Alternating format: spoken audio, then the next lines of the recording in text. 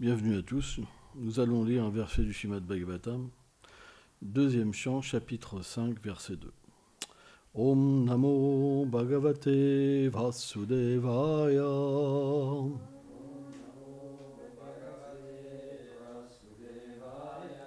Om Namo Bhagavate Vasudevaya.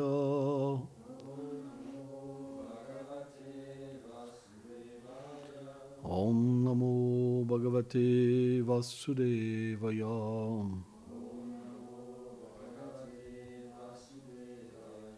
Yad Rupam Jap Adhisthanam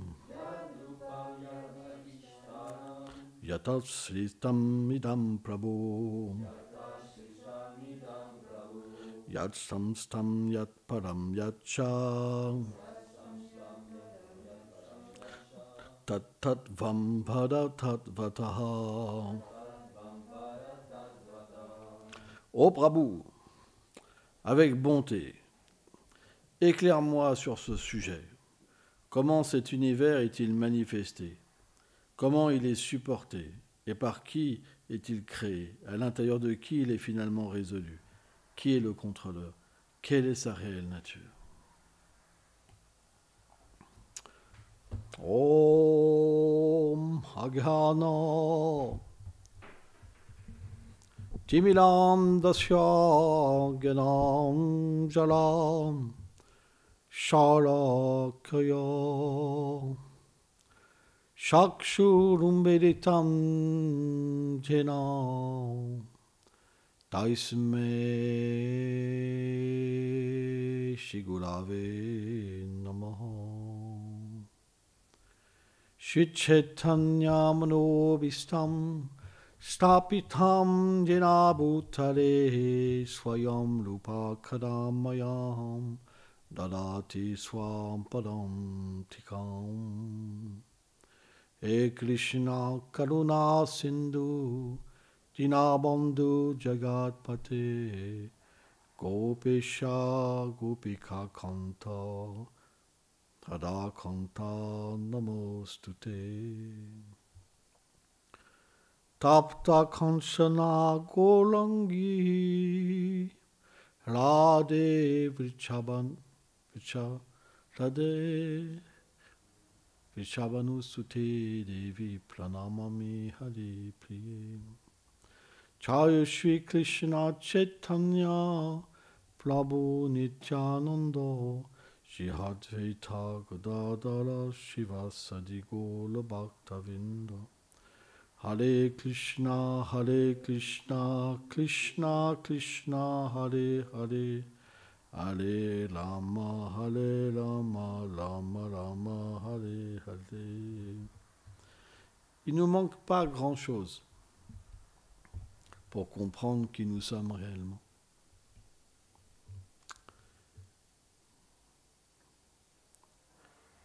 Quand Arjuna a posé cette question à Krishna, quand il a vu ces membres de sa propre famille, son maître d'armes, en face de lui, des gens qu'il aimait plus que lui-même, il voulait le combattre et le tuer. Il s'est dit, mais comment c'est possible? Comment une telle situation est possible?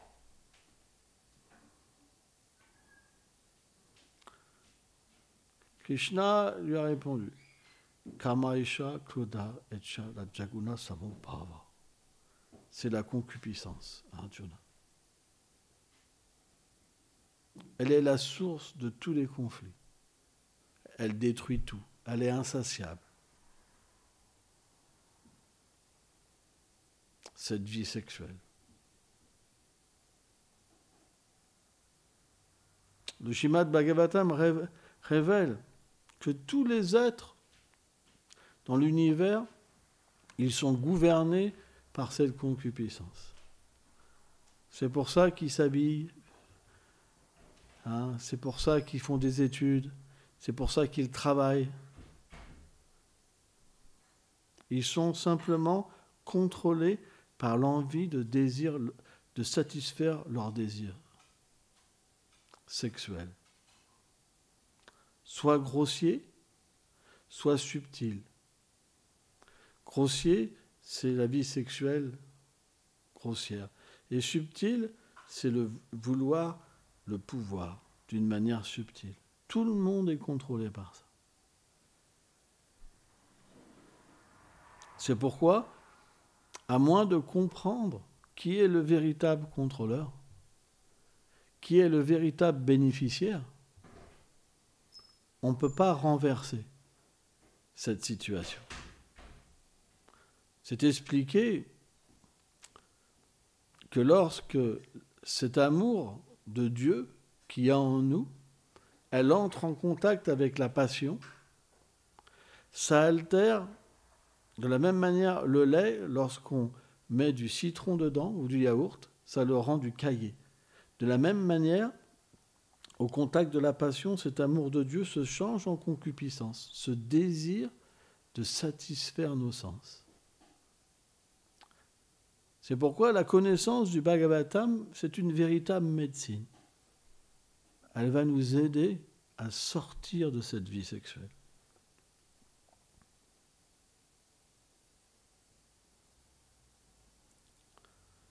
Et même si ce n'est pas facile, c'est l'objectif. Parce que Krishna lui-même explique que celui qui peut dépasser cet obstacle peut m'avoir, pas une autre personne. C'est pourquoi la sainteté, on peut la voir et l'observer dans le fait qu'une personne se libère de la vie sexuelle. Lorsqu'elle est plus emplie de désir pour la vie sexuelle et qu'elle devient emplie de désir de satisfaire le Seigneur, alors on peut parler de pureté. Avant, ce n'est pas possible. Le désir sexuel et l'amour de Dieu, c'est deux antipodes. C'est pourquoi la vie védique, elle tend à réguler ces rapports entre les hommes et les femmes pour les libérer. Ainsi, la vie dans l'union entre une femme et un homme, ce n'est pas pour faire de la vie sexuelle, c'est pour s'en détacher. C'est pourquoi la vie sexuelle n'est permise que pour engendrer des enfants. Le rôle d'une femme, c'est d'être chaste. Si elle n'est pas chaste envers son mari, alors c'est comme son ennemi. Parce que la femme est considérée comme le feu et l'homme comme le beurre. Un homme ne peut pas se contrôler devant une femme qui n'est pas chaste. À un moment, ça tombe. Et si cette vie sexuelle se manifeste dans le couple et que le couple commence à prendre plaisir, alors naturellement, plus il prend plaisir, plus il veut du plaisir. Pourquoi ? Parce que Krishna explique dans la Bhagavad Gita qu'on ne peut pas éteindre la concupiscence en donnant du plaisir. C'est comme un feu, vous ne pouvez pas l'éteindre avec de la gasoline. Ce n'est pas possible. Vous pouvez éteindre cette concupiscence comment ? En renversant cette machine, en servant le Seigneur, en existant pour son plaisir. Graduellement, la vertu va commencer à prédominer dans votre vie et la passion et l'ignorance va diminuer. Donc quand la passion diminue, le désir sexuel diminue. Quand la passion augmente, le désir sexuel augmente. C'est là qu'on peut voir où est située une personne. Et dans la passion, on peut devenir complètement fou. Complètement fou. Faire n'importe quoi. Devenir comme un animal. Pire même qu'un animal. L'être humain peut même se dégrader plus qu'un animal. C'est pourquoi on doit faire extrêmement attention de ne pas retomber dans cette concupiscence. C'est pourquoi Chaitanya Mahaprabhu, il a expliqué qu'un Vaishnava reconnaît parce qu'il abandonne Asad Sangha, la mauvaise association. Et qu'est-ce que c'est la mauvaise association ? Ceux qui sont attachés au sexe.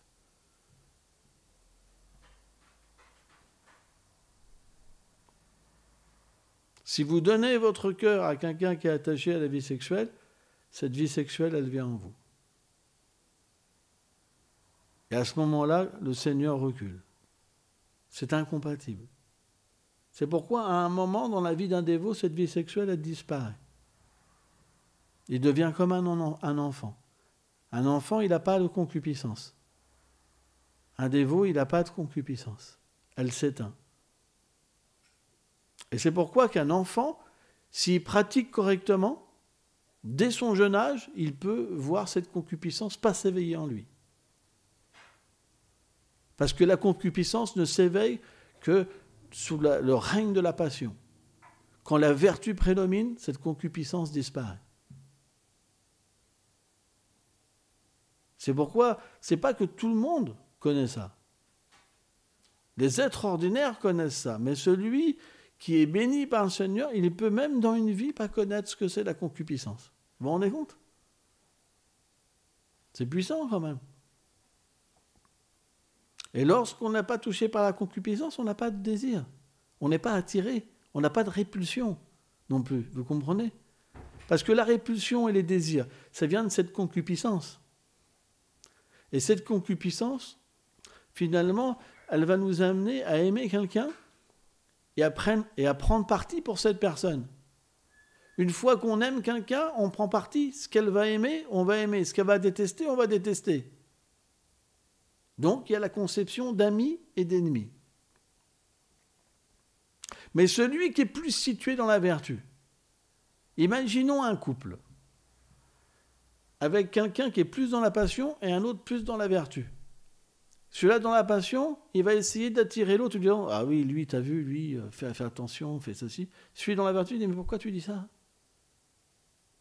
Il ne faut pas voir les apparences. Il faut pardonner. Même si quelqu'un fait quelque chose, où est le problème? Est-ce que toi, tu n'as pas fait des mauvaises choses? Tu n'as jamais fait de mauvaises choses? Ça, c'est la vertu. Par exemple, si une personne dit à une autre, qui commence à lui sauter dessus, et la personne lui dit, c'est pas la façon qu'on doit faire. Et automatiquement, qu'est-ce qui se passe? La vertu, c'est très puissant. C'est beaucoup plus puissant que la passion et que l'ignorance. Et automatiquement, celle qui est dans la passion va naturellement se calmer. Parce qu'elle n'aura pas le pouvoir de renverser celui-là qui est dans la vertu. Parce que celui-là qui est dans la vertu, il a l'association du Seigneur. Il a la connaissance. Et c'est très puissant. C'est extrêmement puissant. C'est pourquoi, parfois, dans un couple, il peut avoir deux personnes qui ne sont pas au même niveau. Mais celui qui a plus de vertu, il doit aider celui qui est plus dans la passion et l'ignorance. Et la passion, dans un couple, elle se repère à l'avidité pour la vie sexuelle. Les blablas, c'est beau, mais cette avidité-là, c'est la passion.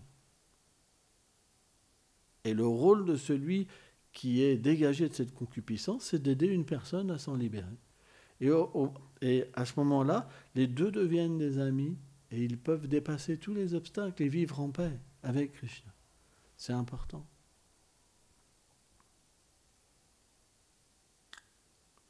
C'est quelque chose qui est très important.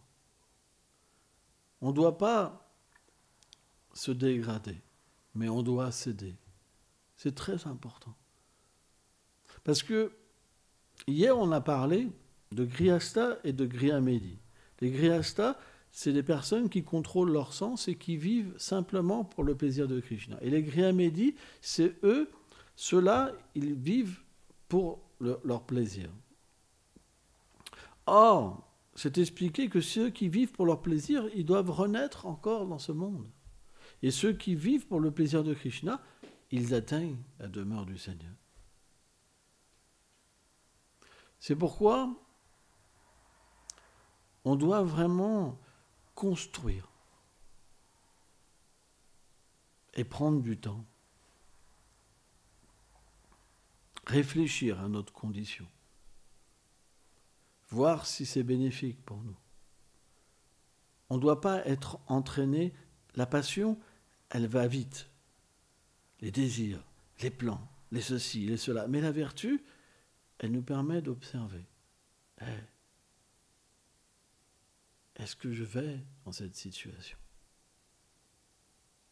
Elle permet de voir et de comprendre à quel point cette situation est bénéfique ou elle est destructrice pour moi. C'est pour ça qu'on a besoin d'observer. On a besoin d'observer avant de s'engager sur quelque chose. Un business, une relation, une position. On doit bien réfléchir. C'est important. La passion, on n'a jamais le temps de réfléchir. On est déjà dedans. On ne sait même pas pourquoi. Et puis après, qu'est-ce que j'ai fait? Mince, comment je vais lui dire? Etc. etc. Je me suis engagé dans un business, mais ça ne me plaît pas du tout. Et puis l'autre en face, il dit, c'est bien, j'ai un bon associé, on va aller loin, etc. Et il commence à te parler, alors, on va faire plein d'argent et tout, ça va être génial. Et l'autre, il a, pitié, qu'est-ce que j'ai fait? Vous comprenez? C'est pour ça, c'est pas évident. C'est pas évident. Parce qu'on est habitué, parce que le mode de vie qu'on a eu, en tant occidentaux, c'est d'aller vite. C'est pas avoir le temps de réfléchir. Parce que personne nous a appris à réfléchir. Parce qu'il n'y a pas de personne dans la vertu, véritablement. Et même quand on réfléchissait simplement pour le plaisir, mais pas pour l'élévation spirituelle. Lorsqu'on pense à l'élévation spirituelle, c'est pas facile. Parce qu'il faut une qualification. C'est pourquoi l'engagement à la vie spirituelle, c'est quelque chose qui est à la fois difficile et à la fois simple. C'est Krishna va nous accompagner. Krishna est là. Le maître spirituel est là. Les Vaishnavas sont là. Les Écritures sont là pour nous aider. Même si on fait une erreur, on va le ressentir. On va se recadrer. Même si on prend un mauvais départ, on peut toujours s'arrêter, se recadrer, repartir, construire, jusqu'à temps que ça soit quelque chose d'acceptable et qui va nous permettre d'atteindre la perfection. Parce que un même projet peut être accompli avec différentes consciences, désirs. Ça ne veut pas dire que le projet à la base est mauvais. Parce que finalement, on peut tout accepter pour Krishna. Et tout peut être transformé pour Krishna. Srila Prabhupada explique que Maya, l'illusion, c'est simplement prendre un objet en pensant qu'il est séparé du Seigneur suprême. Dès qu'on l'accepte pour le service de dévotion, il devient spirituel. Donc toute activité peut devenir spirituelle. Mais cette spiritualité, ça veut dire que on accepte quelque chose pour Krishna, pas pour nous. Le danger, c'est à combien de pourcents on l'accepte pour Krishna et à combien de pourcents on l'accepte pour nous. Cette dévotion qui est mixée par nos désirs ne permettra pas d'atteindre Krishna. C'est pourquoi, bien sûr, c'est graduel, mais on doit essayer de faire des plans pour véritablement atteindre le succès. C'est important. Par exemple, quelqu'un qui a une faiblesse. Naturellement, cette faiblesse, si elle est en cette personne, elle peut l'écarter du chemin spirituel. Donc elle est bien obligée d'engager cette faiblesse. Parce que si elle ne l'engage pas, à un moment, elle le fera véritablement souffrir et dévier de la voie. Prenons par exemple l'exemple de quelqu'un qui aurait besoin de se marier. Alors, c'est pas que tout n'est pas dépassable, attention. Hein, si on chante correctement, si on s'associe correctement, si on ne fait pas d'offense en Vaishnava, on peut transcender cette concupiscence. et ces liens affectifs qui sont du domaine, quelque part, de l'illusoire. Parce qu'ils ne sont pas liés directement avec l'âme et dans le royaume de Krishna. Mais si quelqu'un ne peut pas vivre seul et qu'il a besoin de quelqu'un, s'il ne le fait pas, qu'est-ce qu'il va devenir? Il va devenir quelqu'un qui dérange les autres.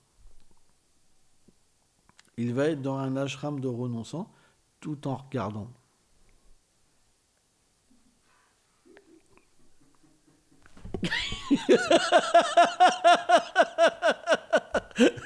Vous comprenez le truc? Et donc, qu'est-ce qui va se passer? Qu'est-ce qui se passe? Le bigloucheux, le bigloucheux, automatiquement, si c'est un homme, ça va déranger les femmes, parce que les femmes, elles sont là pour être paisibles. Et vice-versa. C'est pour ça que dans un ashram, à un moment, on est obligé de soit garder des gens, soit leur dire qu'il faut changer de situation, parce que on ne peut pas rester comme ça. Donc, joindre un ashram de renoncement, il faut faire un effort. Il faut se contrôler, parce qu'on n'est pas seul, et les gens qui sont avec nous, ils peuvent souffrir à cause de nous. Donc, c'est pas évident. C'est pas... On ne peut pas, comment dire, se déguiser en renonçant pour après essayer de... Vous comprenez? C'est pas une bonne mentalité. On ne se déguise pas pour après avoir la proie. Ça, c'est pas bon. Non, non. Alors, bien sûr, il peut avoir une faiblesse dans l'être, mais on doit être au maximum véridique. C'est super important. Si quelqu'un a besoin de se marier, c'est son droit. Mais il ne doit pas être dans une situation à embêter ceux qui ne veulent pas se marier. Et ça, c'est ce qu'on appelle le bon respect. Parce que à ce moment-là, qu'est-ce qui se passe? Quand on sent que quelqu'un, un peu trop, qui nous regarde tout le temps, on va sentir une attaque. Vous comprenez? Et on va devoir durcir notre personnage, avoir des rapports durs pour casser ce lien, pour se protéger. Et là, ça crée des perturbations. C'est pourquoi vivre dans le renoncement, c'est avant tout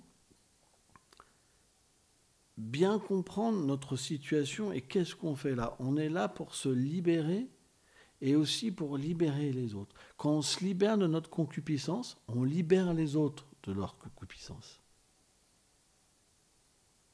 Si vous vivez dans un endroit, imaginons un endroit avec que des gens qui sont libérés de la concupiscence, et puis vous venez avec votre concupiscence, quel effet elle aura votre concupiscence?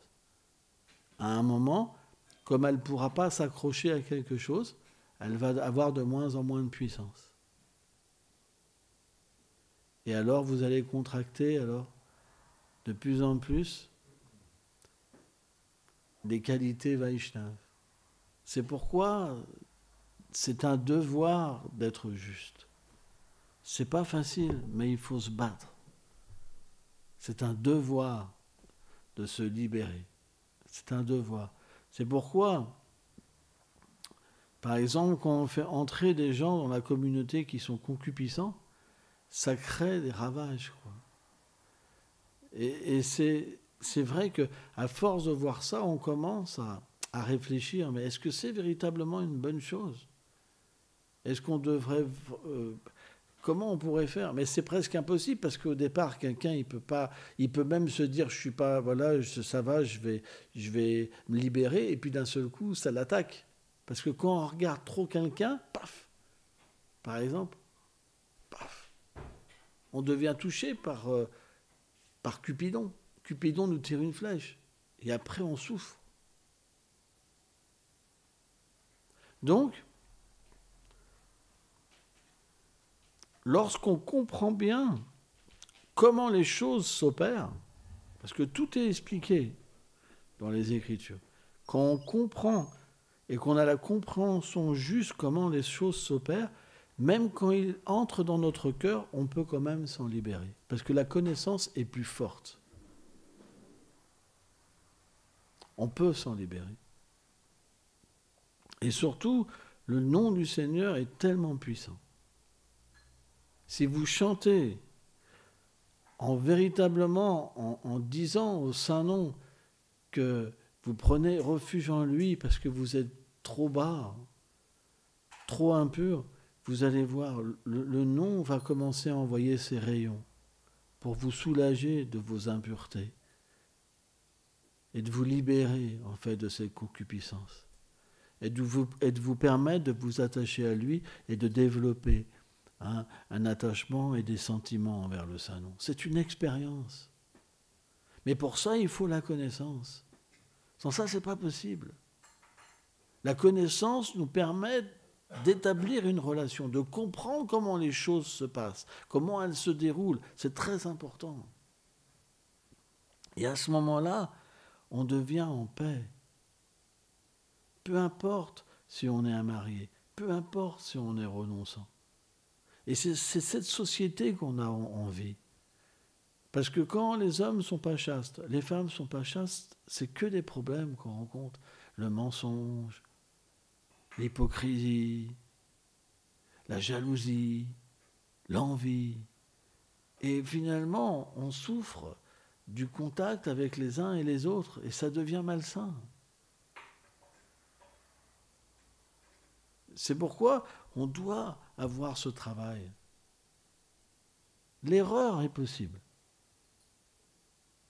Tout le monde a une faiblesse. Mais ça ne veut pas dire que cette faiblesse, elle doit rester tout le temps. Non. On doit être fort. Et cette force, pour nous, c'est l'abandon. C'est de dépendre du Saint-Nom, de la connaissance transcendantale, de la filiation spirituelle, de Chaitanya Mahaprabhu et de Radha et Krishna. C'est ça notre force. Notre force, c'est de comprendre qu'on est dépourvu de force personnelle.